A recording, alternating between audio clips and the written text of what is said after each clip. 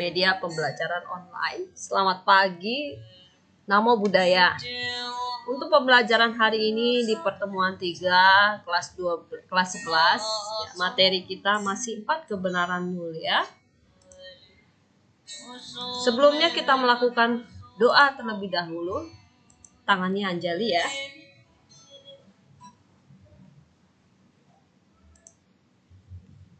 Arahang sama sang Buddha Bhagawa Budang Bhagawanta Apiwademi Swagato Bhagawata Dhammo Dhammang Namasami Supatipano Bhagavato Sawaka Sangho Sanghang Namami. Kita duduk hening, ya. Dia duduk dengan rileks, mata terpejam, perhatikan dan sadari napas kamu. Rasakan di dalam hati. Napas masuk, saya tahu saya bernafas masuk. Napas keluar, saya tahu saya bernafas keluar. Masuk, keluar. Napas masuk, saya tahu saya bernafas masuk. Nafas keluar, saya tahu saya bernafas keluar. Masuk, keluar. Napas masuk, saya tenang. Napas keluar, saya rileks.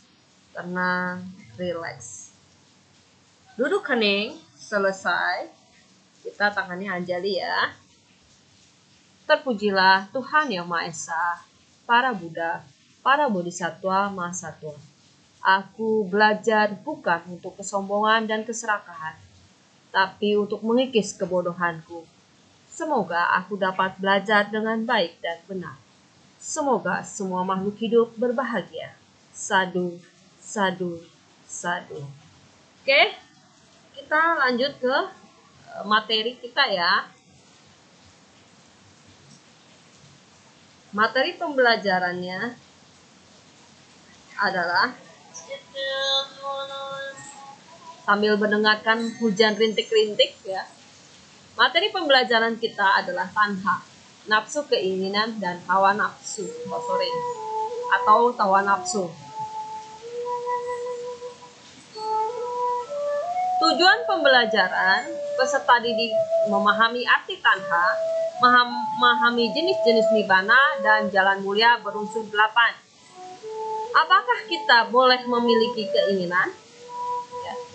Meskipun disebabkan duka atau duka karena muncul karena tanha atau keinginan, tetapi bukan berarti kita harus menghindari keinginan atau segalanya ya. Karena masalahnya bukan di keinginan tapi di objek-objeknya. Tetapi keterikatan serta pengenalan terhadap apa yang membuat kita kecanduan. Itulah yang menyebabkan penderitaan. Contohnya, ketika kita melihat konten-konten yang ada di YouTube, kita tertarik dengan salah satu popularitas misalnya. Ketika kita melihat popularitas dari objek tersebut, apa yang kita pikirkan? Kita ingin kayak seperti itu. Itulah yang membuat kita menjadi menderita. Kita berangan-angan pun, endingnya kita juga tidak bisa apa yang kita pikirkan seperti dia, malah tambah menderita. Di mana datangnya keinginan atau hasrat itu? Kita lihat, keinginan atau hasrat dapat muncul karena 3 hal, yaitu hasrat atau keinginan berasal dari dorongan tubuh, seperti hasrat tetap hidup, hasrat akan makan, pakaian, tempat bernaung, kehangatan, keseragaman, kenikmatan. Hasrat itu memang sudah ada pada manusia. Siapa yang gak punya keinginan? Saya rasa impossible. Semua punya keinginan, tetapi bisa dimaksimalin atau bisa ditekan mana yang membuat Anda lebih baik. Kedua, faktor pengkondisian sosial, yaitu segala pandangan dan nilai-nilai kita pelajar dari orang tua, teman, sekolah, iklan, dan buku-buku yang mengkondisikan untuk percaya bahwa hal tertentu baik atau buruk. Jadi ngelihat teman, keluarga, enak ya, dia mah punya mobil mewah, punya rumah mewah. Sehingga keinginan itu muncul, membuat kita menjadi lebih menderita. Karena apa? Karena keinginan yang tidak sama dengan orang itu. Jadi membuat kita lebih menderita. Kemudian hasrat yang terkuat adalah berdasarkan pada perasaan nikmat. Setiap hari ingin memiliki peluang-peluang terlibat pada objek-objek membawa kenikmatan indera. Indera banyak sekali ya, indera pecap, suara, kemudian pikiran, perasaan. Contohnya misalnya makanan yang enak, kamu akan kembali lagi ke makanan itu karena terus menerus makanan itu membuat diri kamu menjadi nikmat dan ingin lagi dan ingin lagi. Tanha kita lihat dibagi jadi 3 kelompok ya. Ada yang disebut dengan kama tanha atau nafsu keinginan indrawi, keinginan memuaskan indera melalui mata, kenikmatan, kemudian menyenangkan lidah, memakan dengan makanan enak. Contohnya, tek tek tek tek, ada suara nasi goreng. Itu pasti kamu sudah pikir bahwa itu adalah nasi goreng. Apa yang dipikirkan dalam kamu? Lapar. Ketika lapar, kamu langsung bilang, "Bang, tunggu." Begitu tunggu, kamu langsung melakukan tindakan action untuk beli. Ketika dibeli nasi goreng langsung diproses, wangi sekali. Muncul kenikmatan dari panca indera hidung. Enak banget rasanya. Nasi goreng itu wangi. Nah, ketika langsung muncul lagi indera perasa menikmati makanan tersebut. Kemudian yang kedua adalah bawah tanha. Keinginan terhadap perwujudan, yaitu keinginan menjadi sesuatu yang menjelma untuk terus menjalani. Misalnya lahir di kehidupan sekarang ini jadi manusia, kemudian hidup mewah. Dia terus melekat dengan perwujudan, lahir lagi dan lahir lagi. Seperti itu.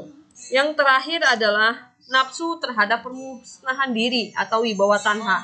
Tidak ingin hidup lagi. Jadi ia mengakhiri kehidupan, misalnya bunuh diri dan sebagainya. Sehingga muncul penderitaan yang baru. Apakah bunuh diri menyelesaikan masalah? Tidak. Karena bunuh diri adalah mati dengan sengaja. Nibbana adalah kebahagiaan tertinggi. Nibbana secara harfiah berarti padamnya nafsu indera.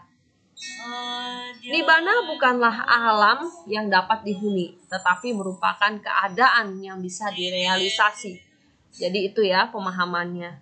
Beda dengan surga. Makanya tujuan agama Buddha adalah Nibbana, bukan surga. Kenapa? Karena surga bisa lahir kembali, bisa jadi manusia, bisa jadi lahir di alam peta. Ada 2 jenis Nibbana nih. 1, saupadisesa Nibbana, yaitu berarti kepadamannya dengan sisa. Sisa di sini adalah gugus kehidupan jasmani, perasaan, pencerapan, bentuk kehendak, dan kesadaran. Artinya ini masih ada jasmani, masih ada perasaan, masih ada pencerapan. Berarti Nibbana ini bisa dicapai di keadaan masih hidup. Manusia apapun ya bisa mencapai arahat dalam keadaan hidup dengan cara terkikisnya loba, dosa, dan moha. Kemudian anupadisesa Nibbana, kepadaman tanpa sisa, dicapai oleh arahat yang telah meninggal. Dan semua panca indera gugus kehidupan itu tidak ada perasaan, tidak ada pencerapan, tidak ada kehendak, tidak ada kesadaran. Jalan mulia berunsur 8 yang diajarkan oleh Buddha. Yang pertama kali urutannya adalah panya, bukan sila ya. Jadi hati-hati dengan pemahaman ini. Perwujudan jalan mulia berunsur 8 itu adalah panya, pengertian benar, pikiran benar. Baru muncul di sini adalah ucapan benar, perbuatan benar, pencaharian benar.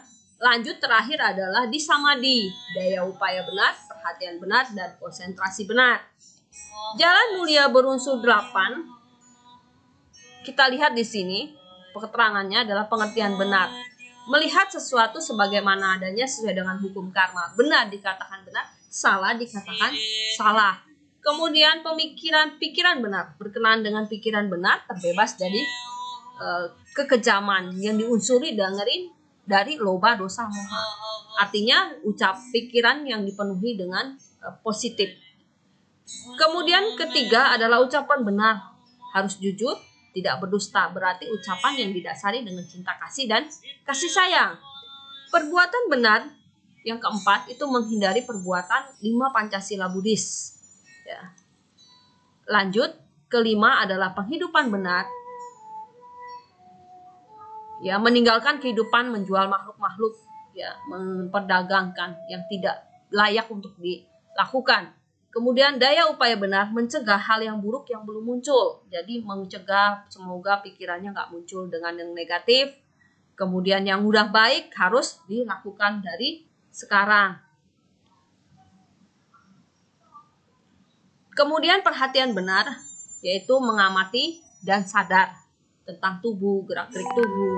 Semakin kita tidak bersahabat dengan tubuh kita, semakin kita menderita. Apalagi kita tidak bisa menghindari sakit. Ketika kita tidak menerima sakit, kita akan menderita. Maka akan muncul tambah sakit. Yang terakhir adalah pemusatan benar atau meditasi, memusatkan pikiran yang biasa untuk berpikir. Nah, inilah yang pernah kita pelajari di dasar Sains dan Buddhisme, bahwa meditasi suka dipakai untuk terapi kedokteran. Kenapa? Karena secara psikologis manusia selalu berpikir yang negatif dan ruwet. Ketika bersahabat dengan diri sendiri, maka rasa sakit sudah hilang.